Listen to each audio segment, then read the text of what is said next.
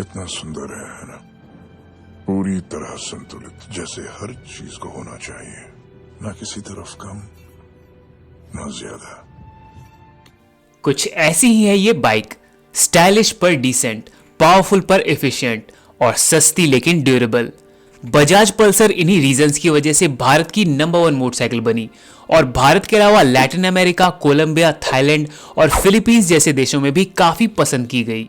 Hello Riders, यह है the Drew rider show और इस वीडियो में मैं बात करने वाला हूं बजाज पल्सर की अमेजिंग जर्नी के बारे में। यहाँ हम देखेंगे कि 2001 में पहली बार लॉन्च होने के बाद पल्सर ने किस तरह भारतीय मोटरसाइकिल मार्केट को बदला और फिर समय के साथ खुद भी इवॉल्व होती गई। So let's begin. 1990 के दशक में भारतीय मोटरसाइकिल मार्केट के अंदर स्कूटर्स और 100 सीसी कम्यूटर बाइक्स का ही बोलबाला था। लोग बाइक्स खरीदते समय सिर्फ ड्यूरेबिलिटी और माइलेज पर ही फोकस करते थे। ऐसी सिचुएशन में बजाज ने मार्केट ट्रेंड से बिल्कुल अलग एक पावरफुल स्पोर्टी मोटरसाइकिल को डेवलप करना शुरू किया। MD was very clear in his mind. If they were black, we had to be white. If they were small, we had to be big.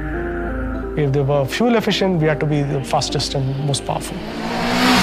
Finally 2001 में बजाज ने पल्सर 150 और Pulsar 180 को market में launch किया। भारतीय मार्केट में available दूसरी bike से अलग बजाज पल्सर ज्यादा हैवी, ज्यादा पावरफुल और काफी मॉडर्न थी। 180cc, 15 bhp, solid muscular styling. Bajaj Pulsar. Definitely male. Muscular body design, 150 CC का पावरफुल इंजन और डिसेंट फ्यूल इकोनॉमी की वजह से लोगों ने इस बाइक को खूब पसंद किया। फिर 2003 में DTSI टेक्नोलॉजी की मदद से पल्सर की पावर और माइलेज थोड़ी और बढ़ गई। इसके बाद 2004 में अलॉय व्हील्स और नाइट्रॉक्स शॉक अब्जॉर्बर्स देकर बजाज ने पल्सर को दूसरी बाइक से काफी आगे कर दिया। उस समय भारतीय मार्केट में दूसरी कोई भी बाइक इस तरह की परफॉर्मेंस और स्टाइलिंग नहीं दे रही थी। और फिर 2006 में पल्सर UG3 के आ जाने से मार्केट में कंपटीशन पूरी तरह से खत्म ही हो गया। The most unbeatable bike in the country, or does it?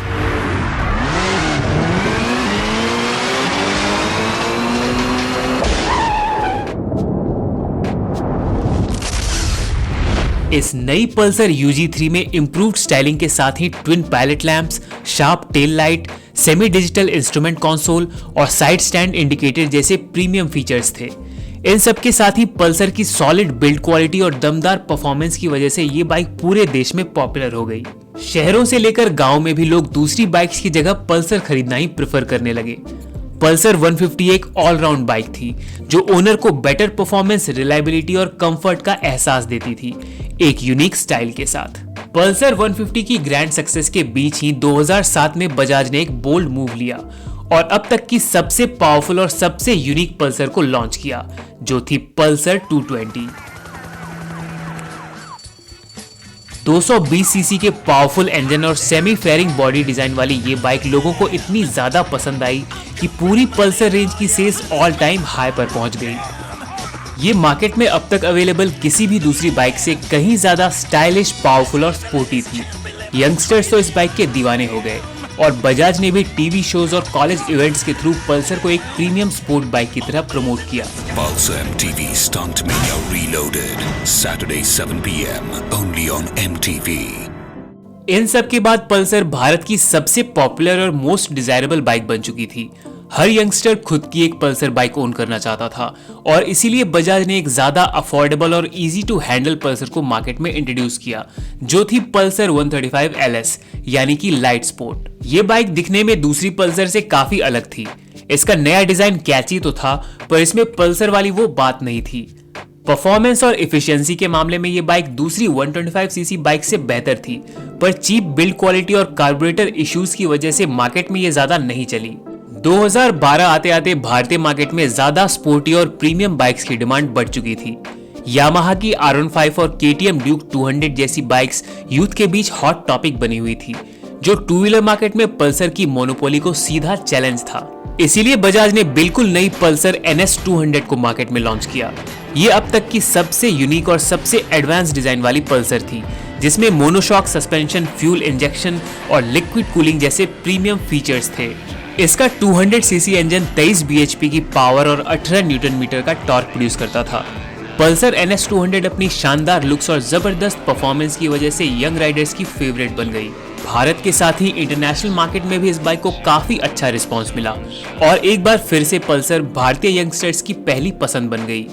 फिर 2015 में बजाज ने फाइनली एक fully faired sport bike Pulsar RS 200 को लॉन्च किया। सुपर स्टाइलिश डिजाइन और रेसिंग परफॉर्मेंस वाली ये बाइक बहुत ही ज्यादा अट्रैक्टिव थी। पहली बार जब मैंने इस बाइक को सड़क पर देखा था तो मैं बिल्कुल कंफ्यूज हो गया था कि ये कौन सी बाइक है।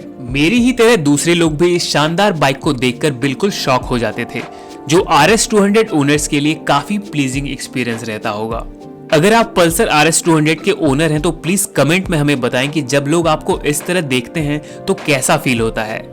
मजा आया। पल्सर RS 200 में twin projector headlamp, super stylish fairing और रेस ट्यून्ड इंजन था, जो इसे दूसरी बाइक्स के कंपैरिजन में ज्यादा स्पोर्टी और बायर्स के लिए ज्यादा डिजायरेबल बनाता था। सुपर्ब लुक्स, दमदार परफॉर्मेंस और डिसेंट प्राइस की वजह से ये बाइक मार्केट में इंस्टेंटली हिट हो गई। फिर उसी साल बजाज ने एक और पल्सर को लॉन्च किया, जो थी पल्सर AS 200। ये बेसिकली एडवेंचर बाइक थी, पर उस समय लोग एडवेंचर राइडिंग के बारे में ज्यादा नहीं जानते थे। NS 200 और RS 200 के कंपैरिजन में ज्यादा कैची ना होने की वजह से पल्सर AS 200 को भारतीय मार्केट में कुछ खास रिस्पांस नहीं मिला।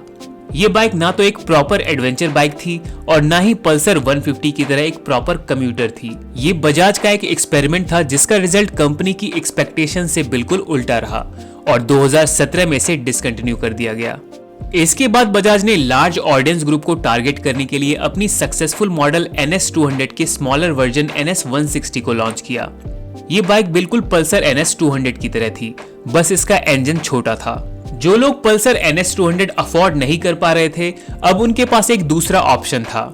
पल्सर NS 160 मार्केट में हिट रही और फिर 125cc सेगमेंट की बढ़ती पॉपुलैरिटी के बीच बजाज ने पहले पल्सर 125 और फिर पल्सर NS 125 को भी भारतीय मार्केट में लॉन्च कर दिया। ये दोनों ही बाइक्स कम प्राइस पर कस्टमर्स को बेहतर स्टाइल और पल्सर की ब्रांड इमेज प्रोवाइड करती है, इसीलिए मार्केट में इनकी सेल्स काफी अच्छी है। 2015 के बाद पल्सर में कोई मेजर अपग्रेड देखने को नहीं मिला था, पर 2021 में बजाज ने पूरी तैयारी के साथ पल्सर ब्रांड को फिर से नंबर 1 बनाने की शुरुआत कर दी है।